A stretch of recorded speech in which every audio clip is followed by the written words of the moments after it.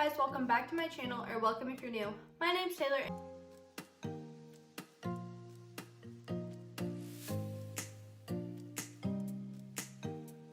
And today I'm going to be talking about how I ended Anatomy and Physiology 1 with a 99%. I know that's a really high grade for 1, and for 2, I know it's a class that a lot of people struggle with, so I figured why not help you people that need some help. So let's just get right into the video.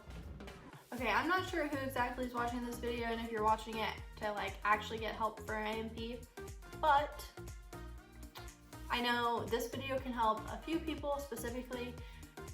First group of people it can help is if you took Anatomy and Physiology 1 already, didn't do the greatest, and you have to retake it. This video will help you. 2, if you already took Anatomy and Physiology 1, you didn't do the greatest, but you passed, so you're going on to Anatomy and Physiology 2. This will help you because it'll help you know how to study for A&P 2. Obviously I haven't taken A&P 2, but if I do good in that, I'll make a video about it too. And 3, if you are about to go into Anatomy and Physiology 1, and you just want to learn how to study and learn what to expect from the class. Okay, so the first thing I'm going to talk about is how I took notes and stuff throughout lecture. So if you don't know, I have an iPad. You probably do if you watch my videos because I talk about it all the freaking time. But in lecture, I use the app Notability. I have 2 different note-taking apps, and I will explain why. Notability has the nice feature of being able to record the lecture, so you can go back and listen to it, and that's really nice if you have trouble understanding something from the beginning. But not only do I do that, but I obviously highlight the important things. This is the first chapter, by the way, but I go through and highlight things while we're in a lecture, and I take notes on what she says is going to be on the test. What is important, everything that seems important, I jot down. And I feel like a lot of people struggle with actually paying attention in lecture, but that is one thing that's going to help you a ton. I know I always came out of lecture, this happened to me a lot, I always came out of lecture feeling like I had no idea what just happened, and let me tell you, I picked up a lot more than I thought. I would go back through and look at the notes whenever I got home, and I realized it's not as hard as it seems.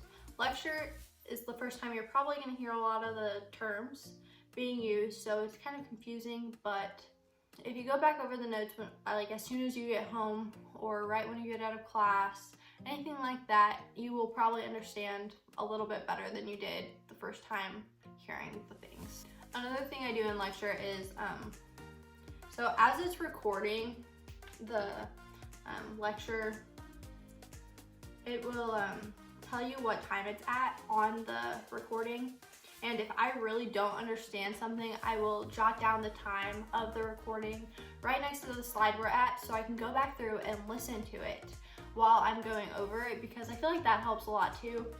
And another cool feature with the recording that I didn't mention the first time is if you go through and you're confused about a specific part, it will black out all of the stuff up until the part that you are at on the recording, which I think is nice. And if you press on something specific in the notes, it will take you straight to that part in the recording, which is also kind of cool. So yeah, also I like using Notability for lecture. Another reason why I like it so much is because it's so much simpler than OneNote, or wait, no, it's definitely GoodNotes that I use, not OneNote, but it's just a lot simpler, which is why I like it for lecture. But we will get into the second part in just a second. Okay, so as soon as I get home from lecture, I typically like to go straight into rewriting the notes and making note cards. It depends on what you like. Honestly, I was gung-ho on freaking note cards the beginning part of Anatomy and Physiology, and I learned that it really didn't help me that much because I don't think I'm very good at asking myself questions, so I don't think they helped me as much as I thought they did. But I'm pretty sure rewriting notes helped me the most out of everything, and I will explain how I did it right now. So for example, this is the first exam notes that we had, and you can see here that I just pulled this picture off of the internet so I could get a better understanding of it while I was reading. And yeah, there's some tables. And yeah, so those are the notes. I like to go through and rewrite them. The first test, I did so good on the first test, not to brag or anything, but I seriously did. And I swore up and down that it was because I made the note cards and I went over them. I went over the note cards one time. So I don't know why I was so sure about that, but I'm pretty sure rewriting them helped me more than anything. So how I rewrite my notes is I will take notability off to the side. Once I have one notes, or why do I keep calling it that? Once I have good notes pulled up, I take notability off to the side and I will press the recording and start playing it, and then I will just go through and rewrite everything that I think needs to be rewritten, and I listen to it at the same time. That's like all I do. But I have some pretty thick stacks of note cards, and to be honest with you, I think it was the second test, I did not even make it through all the note cards because I was too busy going through and writing them all down and freaking out about it and being lazy, you know, like a normal teenager does, that I didn't even make it through all of the note cards. And my second test was my worst test. I think that stack is the biggest, but that's what I do to study for Anatomy and Physiology 1.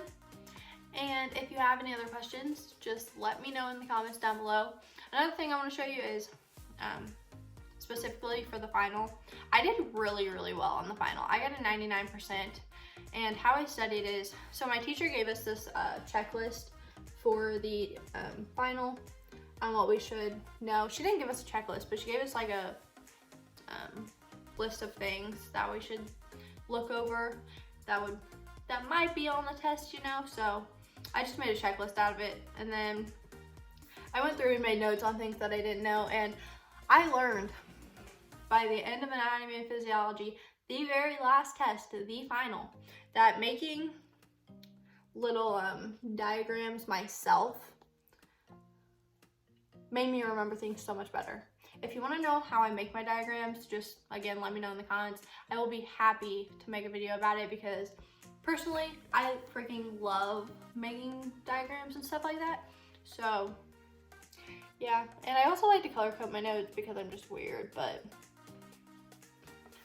for lab also, I forgot to mention this, but for lab, I mentioned this in another video though, so I'm not really sure, but pretty much all I did was I would go through and black out the PowerPoint slides that we got, and I just label above them because that was pretty much all of our tests and our quizzes. So that's pretty much all I did for lab, except for, let me find it, the histology lab, which was our very first lab. For the histology lab, it was a little bit different than all the other labs. We had to go through and we had to know the function, tissue type, and the location of it. So I think I'm weird in this department, but for some reason the way I learned all of this was I would go through and like write out those, hold on, let me try and find them.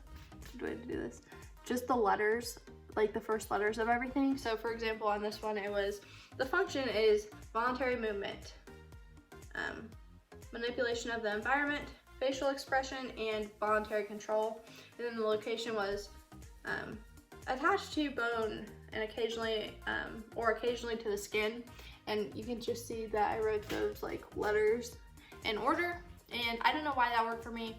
It didn't work for my friends, but it worked for me. So maybe you can try it and see if it'll work for you. My friends thought I was crazy, but you know what? Whatever works. You just gotta find what works for you and keep pushing at it, and you will get there. And yeah, you guys got this. That's pretty much all I do to study, honestly.